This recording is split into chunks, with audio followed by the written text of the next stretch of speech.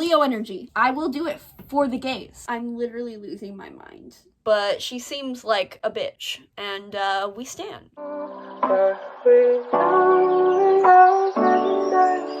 Hello you guys, welcome back to my channel. My name is Heather, and today I will be reading books by Leo authors. If you guys missed my last two videos, I decided that for my birthday, I am going to do a 3-part vlog series dedicated to Leos. I am a Leo, I love everything about being a Leo, and what better way to celebrate this beautiful lioness sign that we are than to dedicate a 3-part vlog series to them, because we do not need more attention and validation, but we do. This is the 3rd part to that vlog and the final part, and I will be reading books by Leo authors. So this was very difficult for me because a lot of authors do not normalize putting their birthdays in their Twitter bios, which is very difficult for somebody trying to find the birthdays of said author. This experience has been very, very interesting, and seeing all of the authors and the signs that I have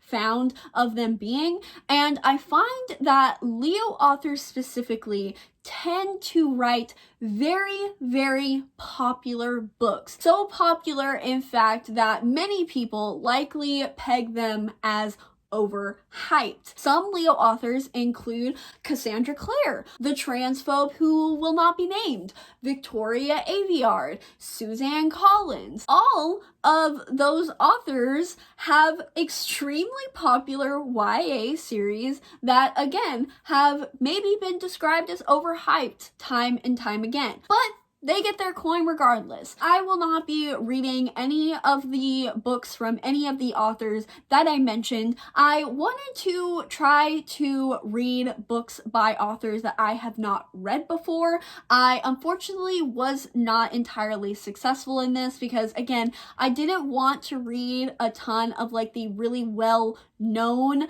authors because 1, I've already read books by them, and 2, I just thought it would be funner if it was kind of lesser known authors. I did try to research as much as possible. I tried to dig as much as possible, but unfortunately this vlog is probably going to be the weakest. So I do apologize for that, but hopefully I still read some really good books. So let's talk about the books that I have chosen for this vlog. The first one being Alyssa Cole and her Reluctant Royal series.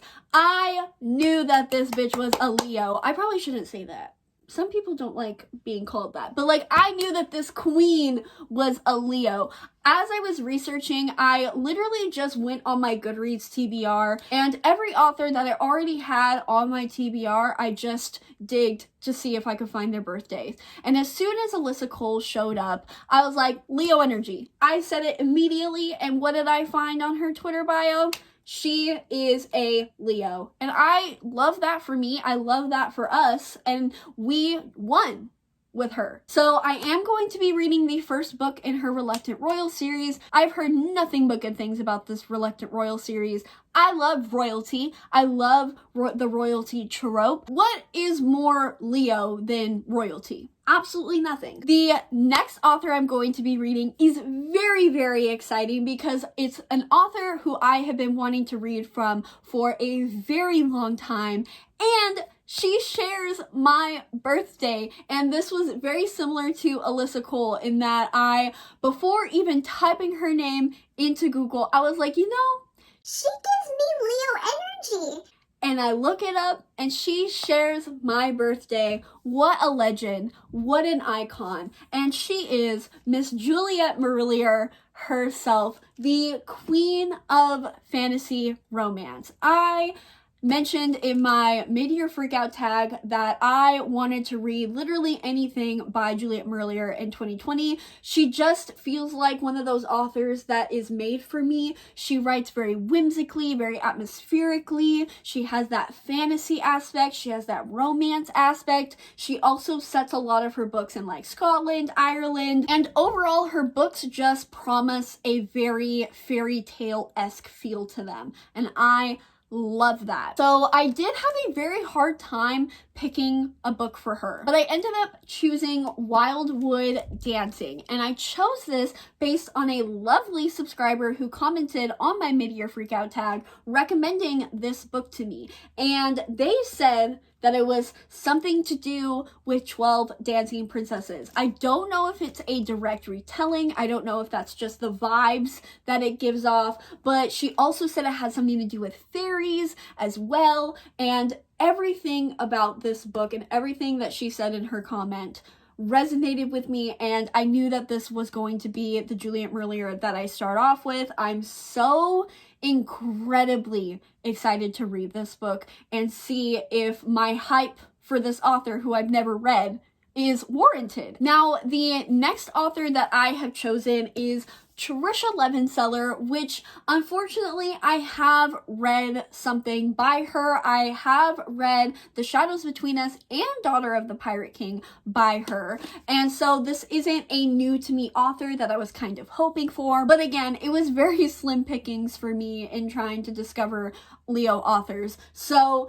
I did already have Warrior of the Wild on my shelves. I gotta be honest, I'm not super excited for this. I don't have super high expectations, not because I don't enjoy Trisha Levenseller and her writing style, only because I have found that I don't really care about Vikings. I don't really care for them. I think that the Nordic mythology is just so complicated and my tiny brain doesn't compute. I don't understand it, and I just feel like I haven't really read a Viking-centered book that I've really enjoyed. So I am very nervous about this going in, but I do think it also has something to do with gods, and of course, even though Nordic mythology isn't my absolute favorite, I still love anything to do with gods, so I'm still probably going to enjoy this at the very least. I do, again, really enjoy Trisha Levenseller's writing. She has a very similar, not writing style, but similar theme to like Sarah J. Maas, where she just writes very entertaining, very fun, not too serious kind of fantasy. So I do really have fun with her books. So again, I hope that I at least enjoy this, but this is definitely one that I'm a little hesitant for. The last author that I have chosen for this video is an author who I already love, who I have already read all of their books from, and one that this particular book is an absolute favorite for me, and that is Katie Henry by Heretics Anonymous. Katie Henry is not only not a new to me author, but this is not a new to me book. I have read this. So it definitely is cheating for me in the intent of this video. But again, it was slim pickings. I had to figure it out. I had to improvise. And so I have decided to reread this instead of, say, reading Wuthering Heights by Emily Bronte, who is a Leo, but I wasn't going to do that to myself. I'm sorry. It just wasn't going to happen. Those are the 4 books that I am going to be reading for this vlog. And if you're excited to see my thoughts on all of them, stay tuned. Okay, so I am about 50% into Warrior of the Wild, and as I expected, this is a average, nothing special, run-of-the-mill fantasy. And I mean, I'm not really enjoying the story. I definitely prefer Shadows Between Us by Trisha Levenseller and Daughter of the Pirate King. I just feel like those stories were a little more interesting. This is following our main character. I think her name is like Rajmira, and after this failed trial of her village, she is banished and said that she needs to kill a god in order to be able to come back to the village. And she meets up with 2 other boys from another village while being banished in the wild, and she's just trying to figure out how to kill this god. It's just a little boring because, especially when you look at the potential that could be, like, I feel like that plot is very interesting and you could kind of do a lot with it, and especially me and my love for gods and all of those things, I feel like it could be really cool, but I just don't know if Trisha really knows what she even wants to focus on with the story, because all of like the kind of strategizing on how our main character is going to kill the god, it's just all very kind of trivial, and she's just like stalking out his lair. I'm just not invested at all in the story. I will say that something that I do really love about YA, and one of the reasons why I do really love it, is that it kind of just takes this moral, kind of like, I mean, middle grade does the same thing, and it takes this idea and misconception, if you will, especially with like teenage girls, and turns it on its head. And of course, teenagers reading it can see our main character, who she's constantly grappling with the fact that her father always wanted a son and he had 6 daughters instead. So she, in order to just get the recognition from her father, decides that she is going to be a warrior. She is going to be his heir. And so she has had to abandon all femininity from her existence and just had to be this warrior, very masculine. She even got ostracized by her own mother because her mother wanted her to be very feminine, and she's always questioning why she can't be a warrior and a girl at the same time. I think that is an important message for teenage girls to hear about, like, oh yeah, you can be a warrior, you can be feminine at the same time. I do like our main character and just kind of her inner conflict. I think it is an important discussion to have. But that being said, especially with her inner conflict, I can't help but think that this book is so extremely heteronormative, like a little too much so. Like, again, I still think that that message is valid, but also there's this plot with this boy from her village that I don't want to get too much into because of spoilers. And then she meets these other 2 boys, and of course they're like attracted to her, and one of the boys asks her, oh, do you like boys? And she's just like, I used to. And she's just like asking yourself, oh, but do I even like boys anymore? Because like I hate them now. And it's just so obviously like heteronormative. If Trisha wanted to go that route, I would have rather her maybe make our main character bisexual or pansexual or whatever, where the trust completely kind of lowers her attractiveness to them, but she's still attracted to maybe like women or, you know, non-binary people or whatever. I hope that kind of makes sense. I know it's just a little tiny thing of the story, but that sentence just kind of rubbed me the wrong way. This book, it's fine, but I also didn't really have too high of expectations for it. So who knows, maybe the last 50% is going to surprise me. I don't think it's going to happen, but you know, we'll see. Alright, so I finished Warrior of the Wild, and this was just fine. I would say maybe even a bit below average, if we're being a little harsh here. It was just fine. It was fine. It was a short, quick, little Viking-inspired-esque fantasy with a cute little romance and themes of feminism in it. So there's nothing really bad about this at all. I do, like I said, I do like the themes of feminism that Trisha Levenseller really just incorporates in all of her books that I've read by her. Obviously, love that teenage girls can never get enough of feminist stories and feminist fantasies. Love to see it.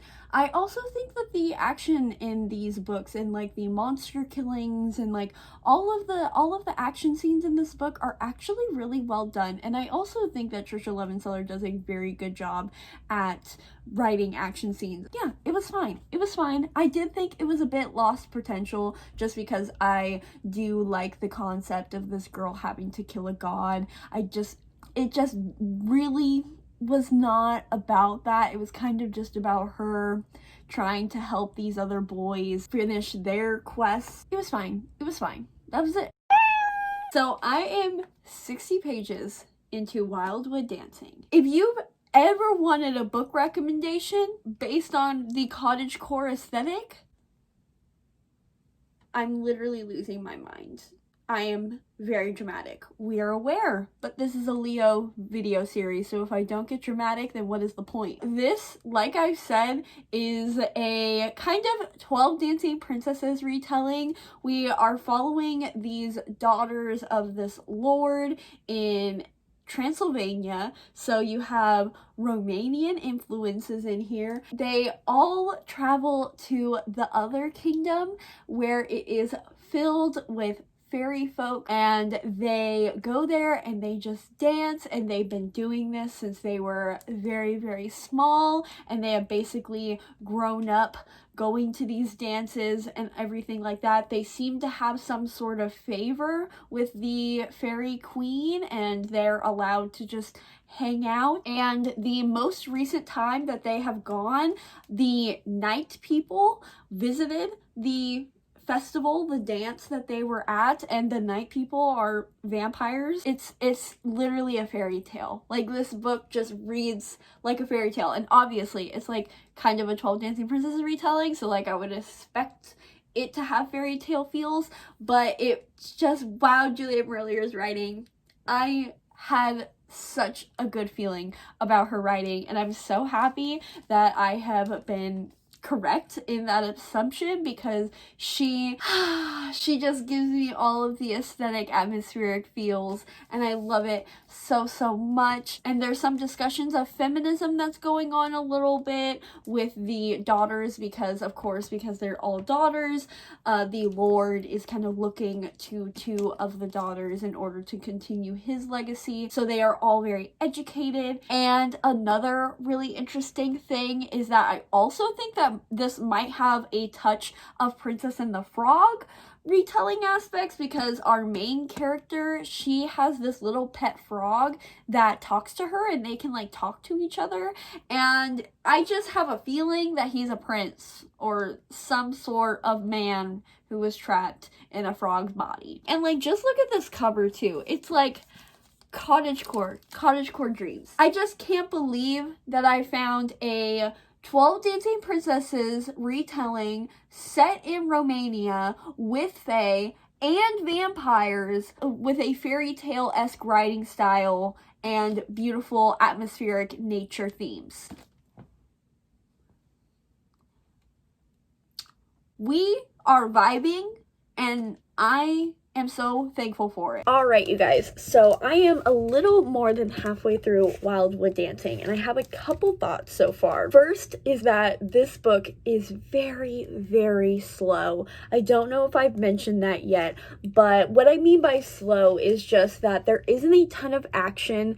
It's a bit repetitive because we are just kind of repeating this cycle of the sisters kind of dealing with having to take care of their land and their estate while their father is gone, and then going to the other kingdom, which is where the fae are and where like the vampires are and things like that, and they stay there for the night, and things are very suspicious, but it's not really building tension that much. It is just very mellow, very kind of one note. There isn't a whole lot of beats to this story.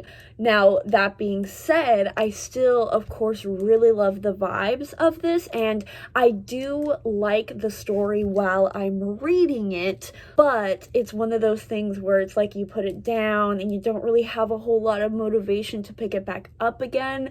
I love the writing style, and I do like our main character, though I don't feel like she has a ton of personality. I do think this is kind of a product of its time. Like, it definitely feels like very 90s fantasy, even though this came out in 2007, so a little bit later than the 90s, but like it has that feel to it. It's definitely a lot slower than even I prefer, and I am always down for a slower fantasy. Another thing about this is their cousin Caesar, that's probably more how you say it. He is literally like gaslighting our main character for the entire book, and I hate that so much. And it's like, not giving me anxiety, but it's like my chest is tight and I'm like very angry whenever he shows up on the page. And that's another part of where it's very repetitive. It's like every single time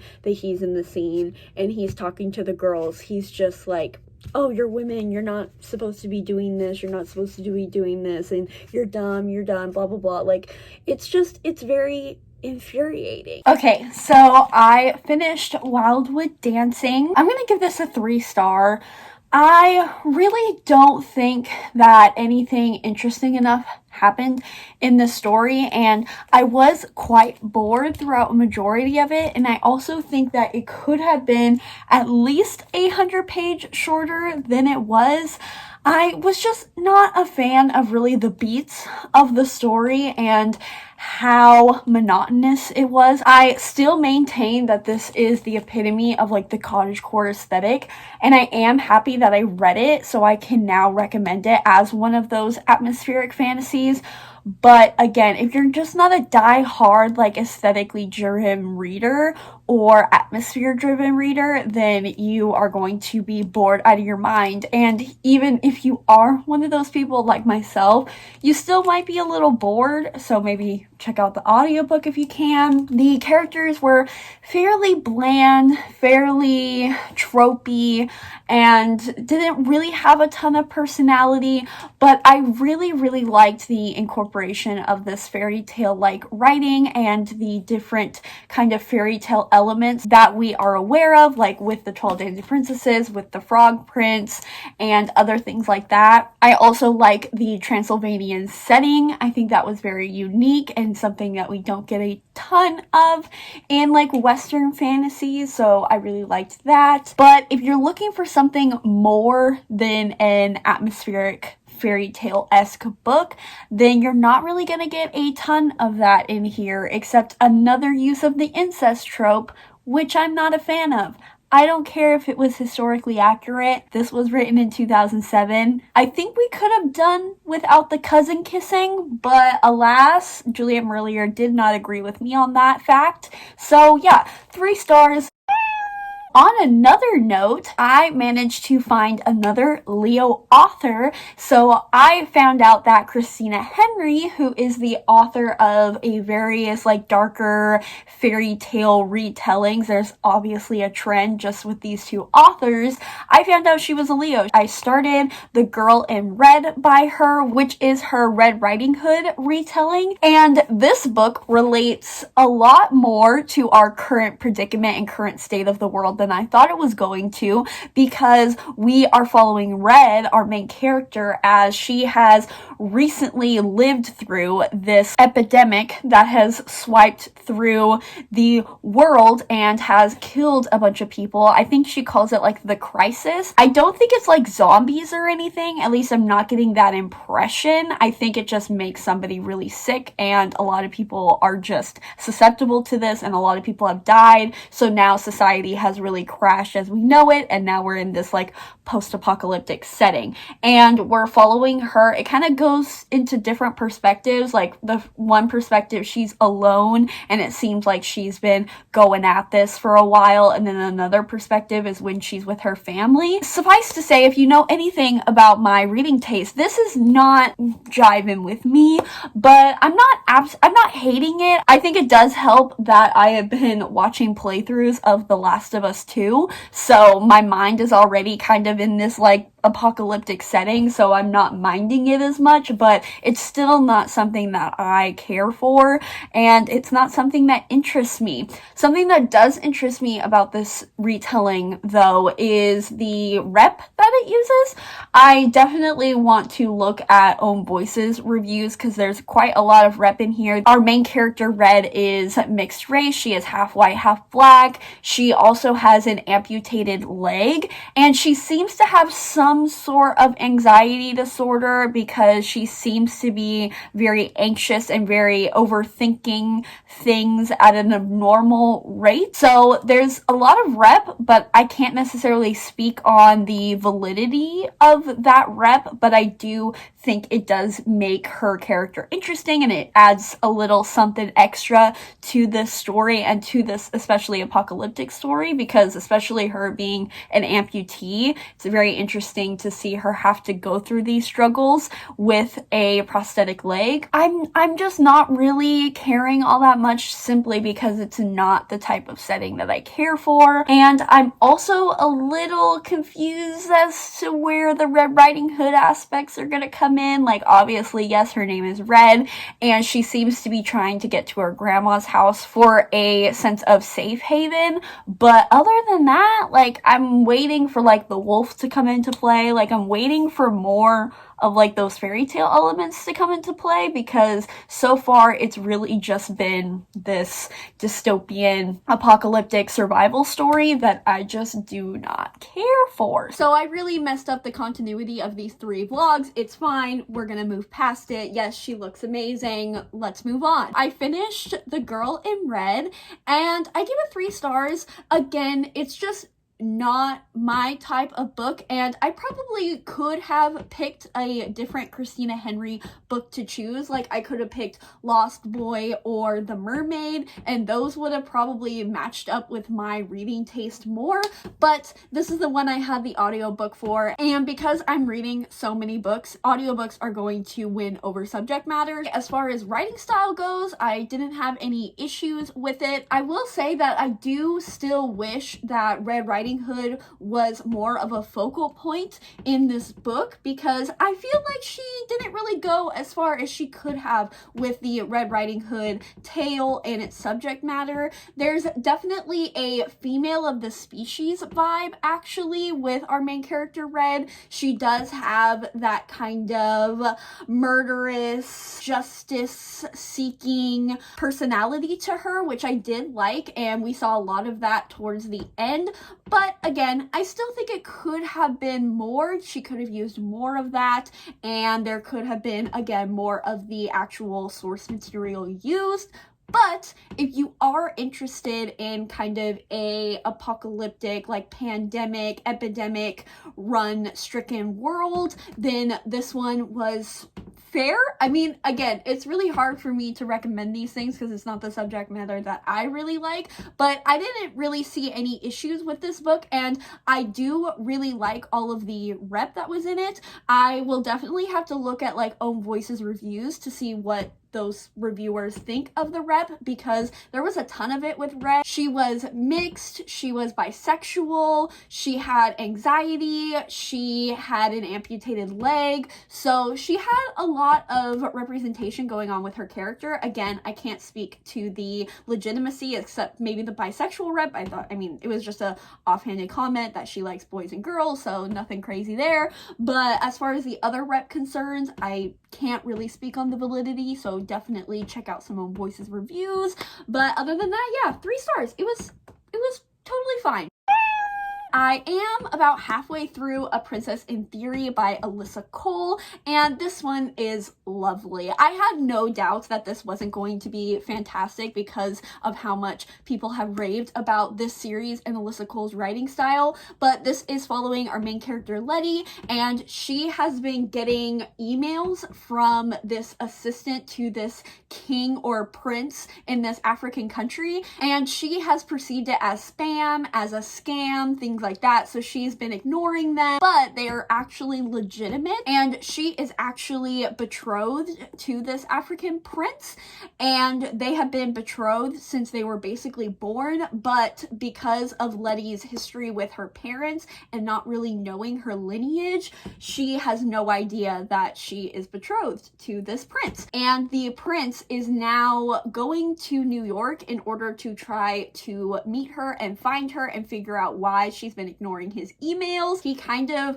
takes on this new identity in order to learn more about her. And so you can tell right off the bat that a major conflict in this is miscommunication, which I'm not a fan of miscommunication as the sole conflict of a story.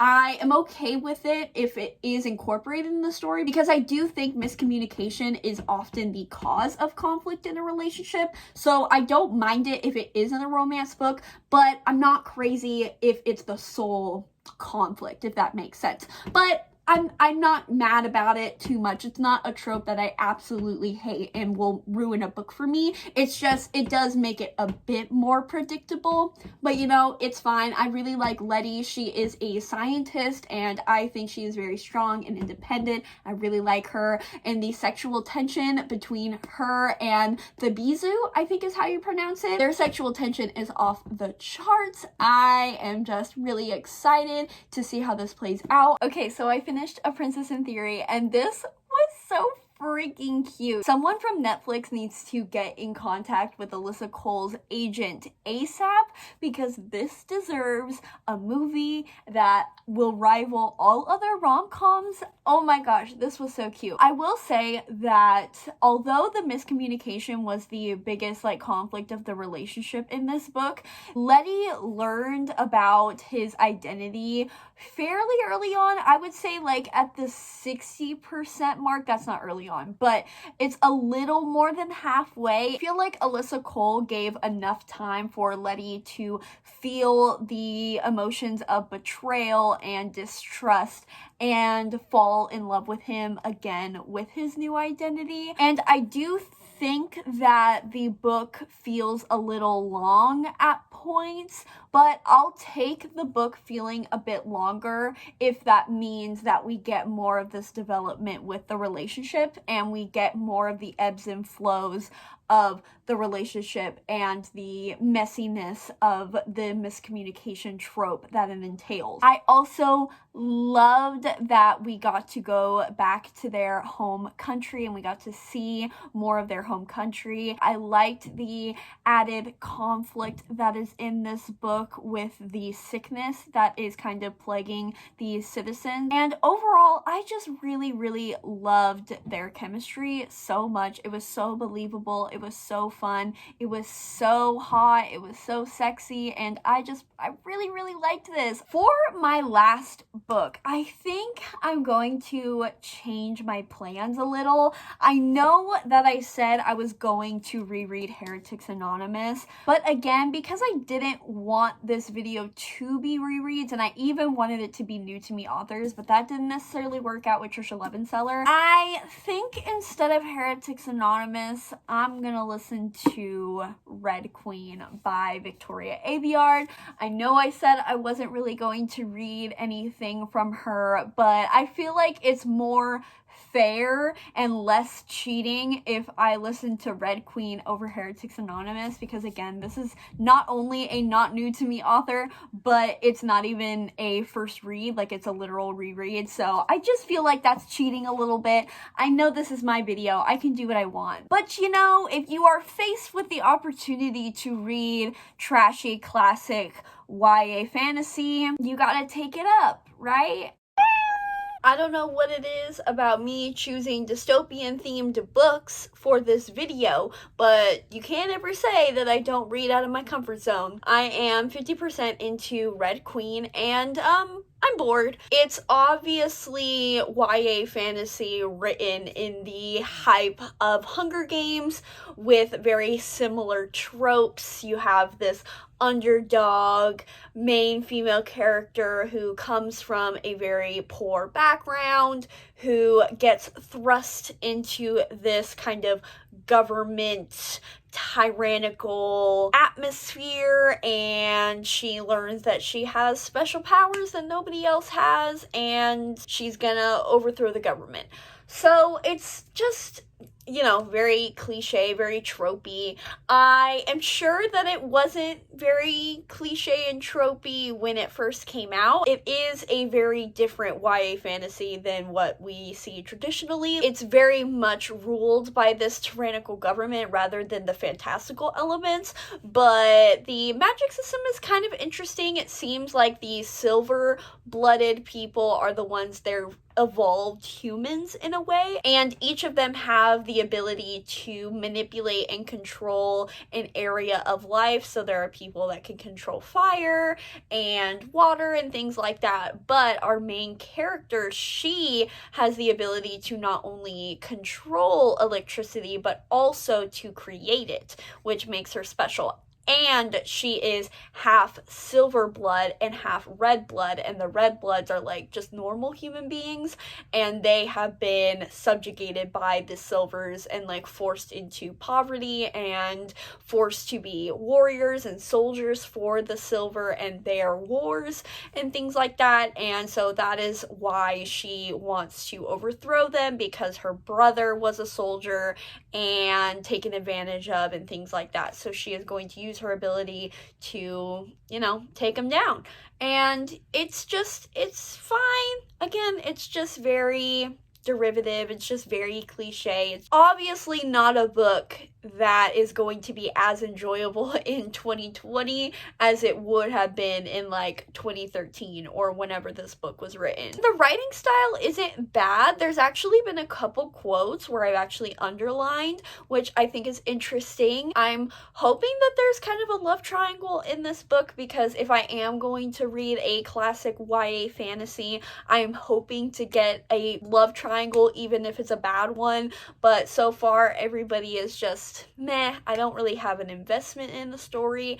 I think the queen is a bad bitch. She's like an evil, like power hungry girl, and I love that, but she seems like a bitch, and we stand. I finished Red Queen and I have a couple thoughts. One is Evangeline. I don't know if Victoria Aveyard has the range to like write her own book, but I know that she gets a girlfriend in this series, and I'm wondering, for anybody who has read the series, if it's worth continuing for her and her alone, because she was giving me the YA bitchy bully antagonist in this book, and I do be loving a hot female bully. So let me know if I should continue this series just for her, or if I should just look up Evangeline and Elaine, I think is her love interest name, fanfiction. I do think that this has a lot of tension and it has nice plot twists, and I do kind of like the love triangle that's happening with this series. But all of that being said, all of those positives that I've given are definitely not enough for me to ignore the basic nature of this story. I think this is just one of those cases where this was probably really great when it came out, and I understand why this series does have a lot of popularity, because like I said, I do like the plot twist. Like, I really liked the ending, and I think Cal and Mar have an interesting dynamic, and I do like Maven's character because I was quite bored with him, but after the ending, now I'm a little more interested. That being said, I cannot rate this with the mind of like a teenage reader, where I probably would have really loved this. I have to rate this at a 21-year-old who was reading this in 2020, and for that, it's definitely a 2-star. Let me know down below about Evangeline and Elaine though, because I am curious to know if it's worth continuing with a basic series for the lesbians, because I will do it. I will do it for the gays. With that, that is the end of my reading Leo authors video. This wasn't necessarily super successful, but I do think a lot of that has to do with just the limited sample size that I had to draw from. That being said, let's just go over kind of my ranking. At the bottom is definitely gonna have to be Red Queen, just because of kind of the derivative nature of it and how it doesn't necessarily live up to 2020 standards, unfortunately. Then I'm gonna have to go with The Girl in Red. This is just a case of this book not being for me. Then the next one is definitely gonna be Warrior of the Wild by Trisha Levenseller. It was a little more boring. I'm not crazy about Viking books in general, so again, this is just the case of this book not necessarily working for me, but I still do enjoy the author's work. And then I'm gonna have to go with Wildwood Dancing by Juliet Marillier. I really loved the cottagecore vibes. I loved the setting. I loved all of the buzzwords that really appealed to me, but I feel like it was a little long and a little repetitive. And then at the number one spot is going to be A Princess in Theory by Alyssa Cole. It was just such a fun, entertaining, sexy read that I really enjoy. I was hoping that I would have some final thoughts about the similarities between these books to see if Leo authors as a whole have anything in common. I don't think that these books and these particular authors really gave me any similar themes aside from having a really strong independent female character, but I think that's just a trend in YA and romance in general. I do think it's interesting that 2 out of 5 of these books did have some like anti-government tones to them, and even A Princess in Theory had kind of similar vibes. Like I was getting very like anti-capitalism vibes from A Princess in Theory too. Again, I don't think that's necessarily a Leo author thing, but that is a common denominator as well between the 5 books. But other than that, I couldn't really find a ton more similarities. If you guys find any other similarities between the 5 books I read or the 5 authors that I read from, definitely comment them down below.